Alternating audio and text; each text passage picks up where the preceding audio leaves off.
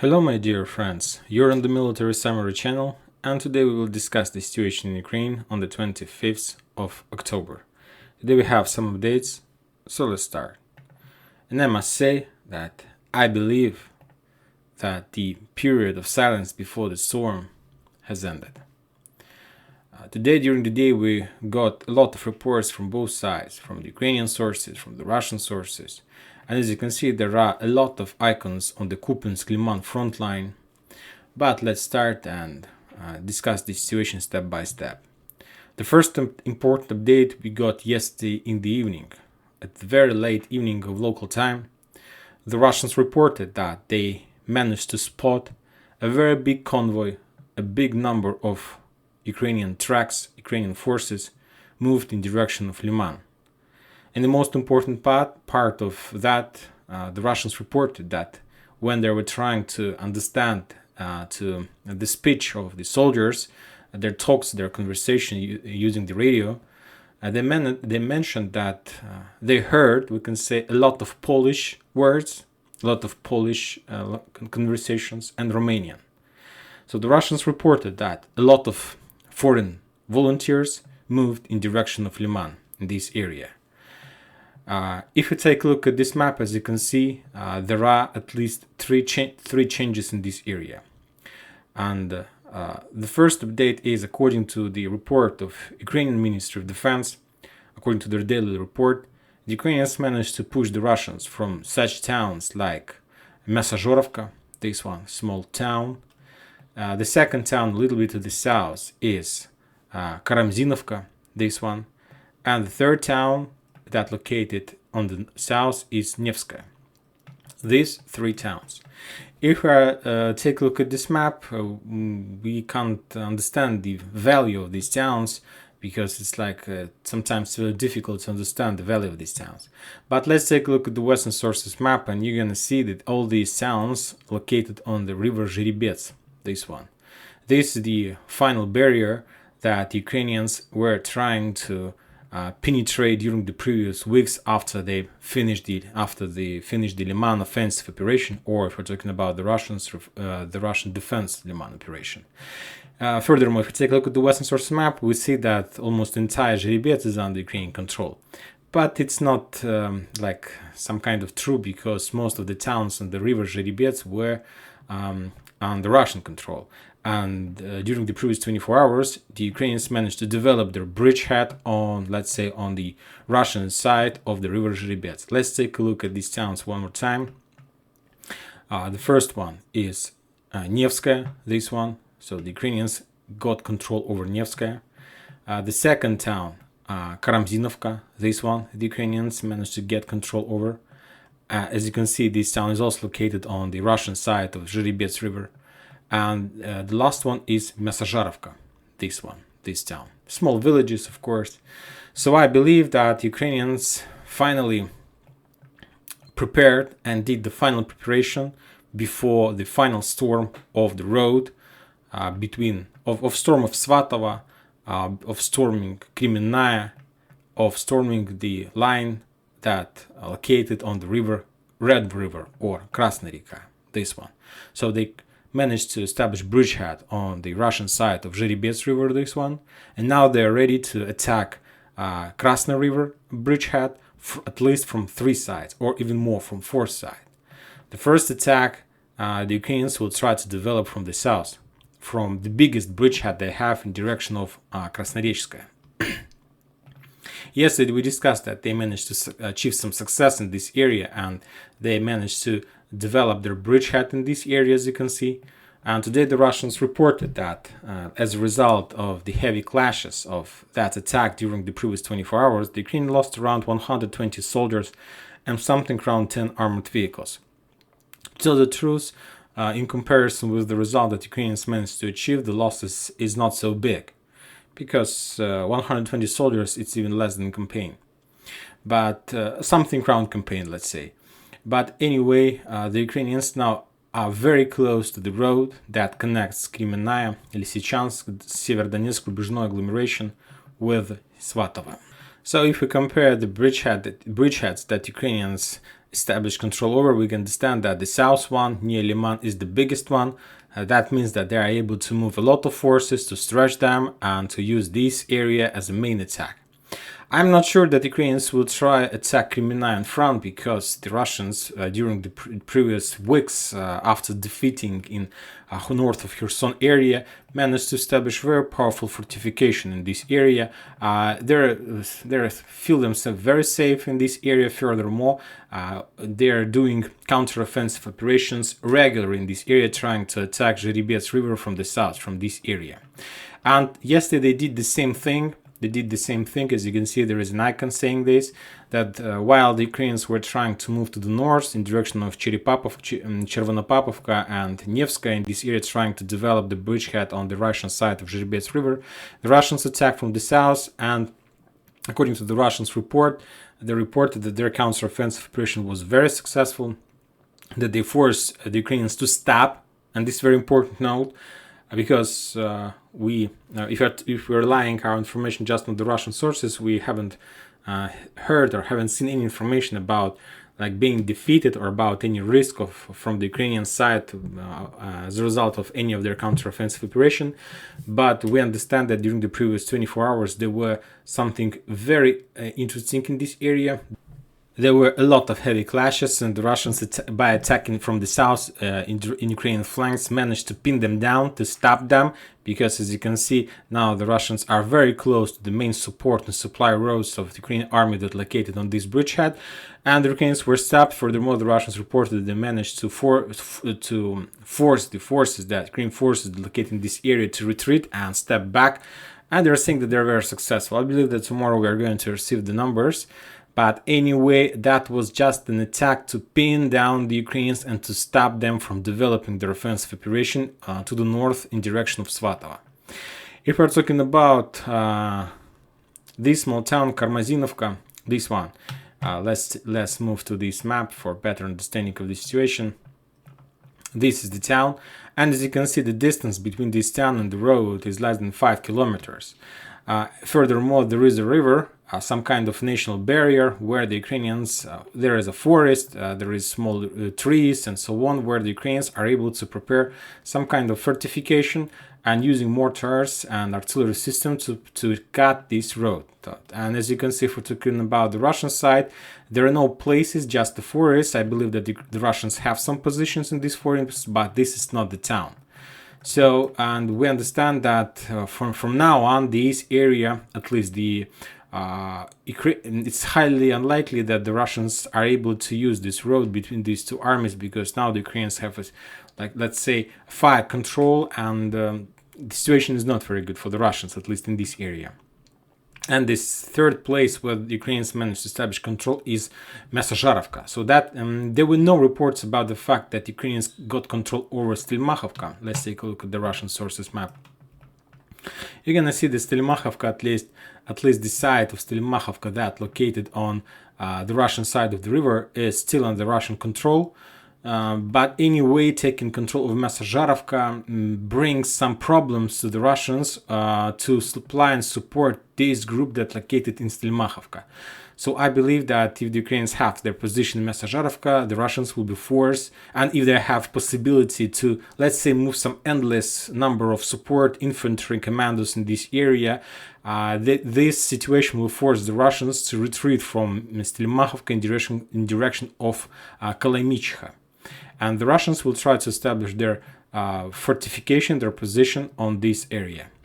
Of course, towns like Zhirolnya, the towns on the south is still under Russian control. But anyway, now they're forced to step back, and if it's true, now the Ukrainians are able to enter the neck, the area between these two rivers, like Krasny River and the river Zherebets. So they are able just to do something like this, and now they're able to develop their offensive operation from the north as well. If we are talking about Kupiansk front line, as you can see, there are also some kind of icons in this area. The Ukrainians, we can say that they were trying to do this thing that I'm just show you, like to establish some position between these two rivers and to start developing their offensive operation in direction of Svatov from the north, and they were trying doing something, but the main barrier on their side is the town like Kuzyumovka, Novoselska, these towns, and the Russians are still there. They managed to defeat the Ukrainians in this area, but the losses from the Ukrainian side is just 30 soldiers and something around 5 armored vehicles. So I believe that it was some kind of pin down operation when the Ukrainians were trying to attack this area, and the Russians, maybe because of that fact, were forced to move some reserves to this area, and they lost Mesazharevka from their view, and that's why the Ukrainians managed to establish control over this town.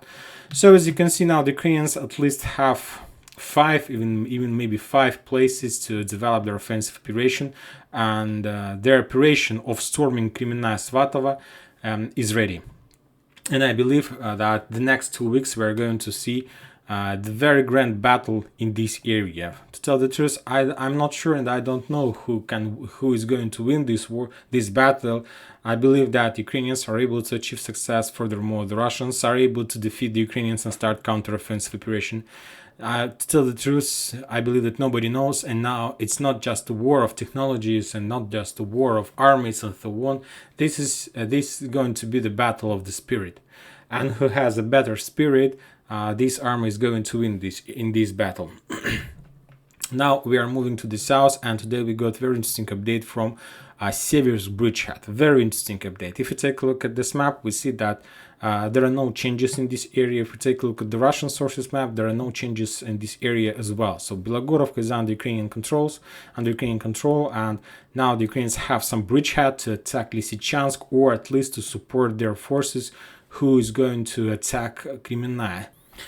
But there is another map we are using in my reports. It's like a deployment map, and today we got very interesting update from this map. And according to this update, Zolotorovka, this small town that located on the south from Bilogorovka, the Ukrainians managed to establish control over this town as well.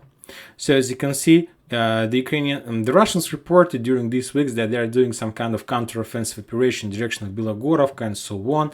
And to tell the truth, I was expecting that sooner or later the Russians will return this town back, but today I see totally the opposite picture, that Ukrainians not just managed to hold this town, but furthermore they managed to develop their bridgehead in this area, and according to this map they managed to establish control over Zolotorovka. And this is a very big problem for the Russians. Let's take a look at this map. So I'm talking about this town. Now, if it's true, if this information is correct, that means that Ukrainians get to the, let's say, the final fortress that the Russians have on this bridgehead, and I'm talking about Lysychansk oil refinery. If you remember, that was the when the Russians got control over this oil refinery, the entire front line in Lysychansk has been collapsed, and the Ukrainians were forced to retreat using the very very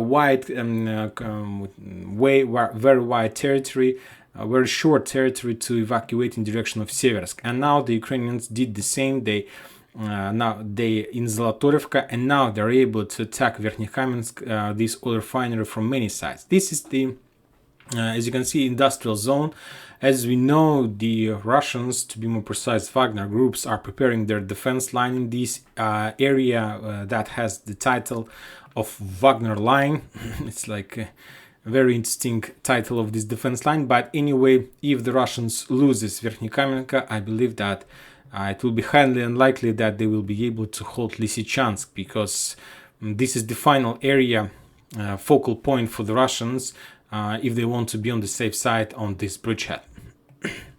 So I believe that now the Ukrainians have their bridgehead in Zolotorovka and Bilogorovka. Let's return to this map. Let's update this map according to the deployment map. So now I'm going to show you the territory that is under Ukrainian control, additional territory. So as you can see, now the Ukrainians are able to attack this oil refinery, at least from 3 sides, to storm this area. They're very close. They don't need artillery preparation. They need artillery preparation, but the distance between the Ukrainian territory and the Russian territory are very short, so they can storm this area easily. And the Russians need to be prepared and to hold this position, because if the Ukrainians are able to take this oil refinery, the Ukrainians will be able to achieve a very big square, operational square to attack. Then they will be able to attack in direction of Vovcharovka. Then the Ukrainians will be able to attack in direction Lysychansk. Then they will be able to attack in direction Privolya, Ukrainians, and to cut the road between Rubizhnoye and Kremennoye. So for now, if we are talking about these two areas, the value of these two areas, of course, I understand that this bridgehead between oil refinery and Privolya on the Russian side is the most important. Even more important that the bridgehead that located on this side of Seversky Donetsk River. No matter the price, no matter the cost, the Russians need to hold this oil refinery if they want to be successful and if they want to be on the safe side. Furthermore, we understand that Lysychansk, Donetsk, Rubizhnoye, there are a lot of civilians in this area. These civilians voted on the referendums, and believe me, there are a lot of people in this area who supports the Russians, and the returning of Ukrainians on this territory might bring a lot of problems to these people. And the story in Svatova and Kupiansk in this area, as we know that there were some videos. I'm not saying that they're correct. Maybe it's some kind of fake. Maybe it's correct. We can't say this. We can't judge the situation. But I believe the Ukrainians are able to get back to these towns. We are going to see a lot of horrible videos and terrible videos on this area. So I'm not sure what to say in this situation. I hope that this situation will be stopped before. I'm not saying like the Ukrainians stop or the Russians. I hope that the war will be stopped very soon. So this situation about this front line, and I believe, I repeat myself, that soon we're going to see the final battle, because the Ukrainians did everything. They prepared the bridgeheads to attack, and now they don't have much time. Furthermore, if we're talking about the Russian sources, I heard a lot of reports from the military Russian experts, not just from them. There was a very interesting report from the head of KGB from Belarus. He gave his own opinion about the situation. And all of them were saying that the breaking period of time in the Ukrainian conflict is going to start after the middle of November. So, and if we understand the timings of this war, of this operation, of any operation from any side, we understand that Ukrainians need to start their offensive operation, let's say this weekend or maybe on Monday. And they will have around 2-3 weeks to do something. And so the Russians, relying their calculations, their projections on that fact that Ukrainians will start the counteroffensive operation before the 8th of November, they need a few weeks to develop something.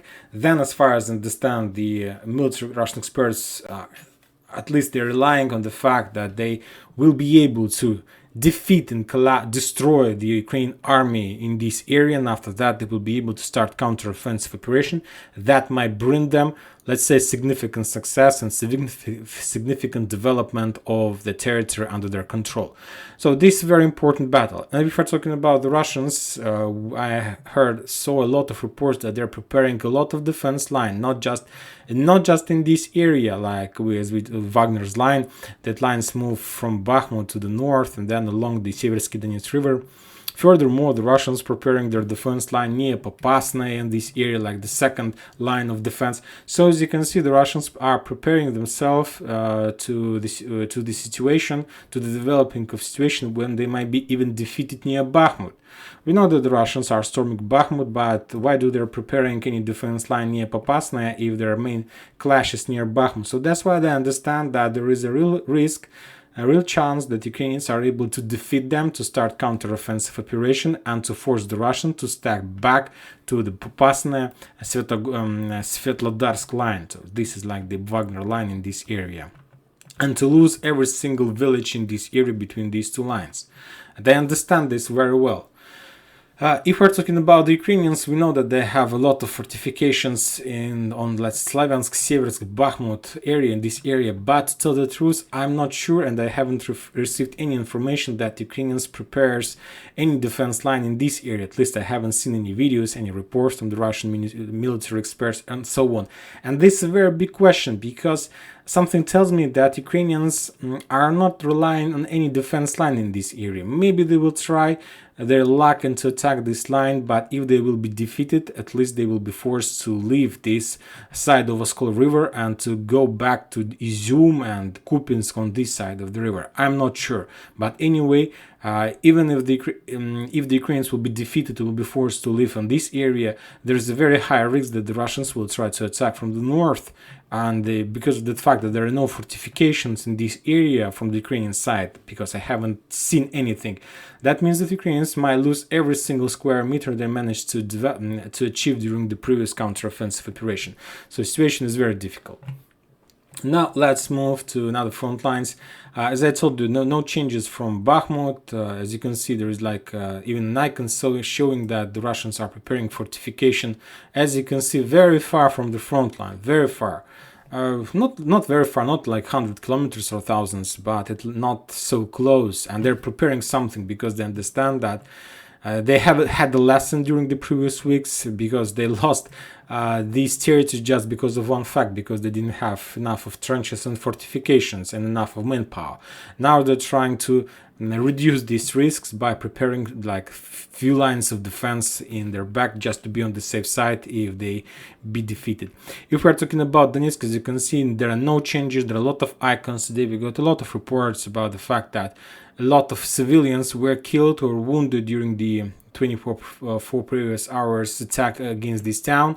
Situation is very critical, but there is no way to change the situation, at least this month and maybe in the next months as well.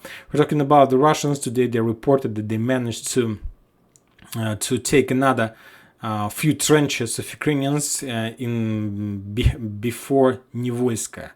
So this area that the Ukrainians are using their artillery system to attack Donetsk.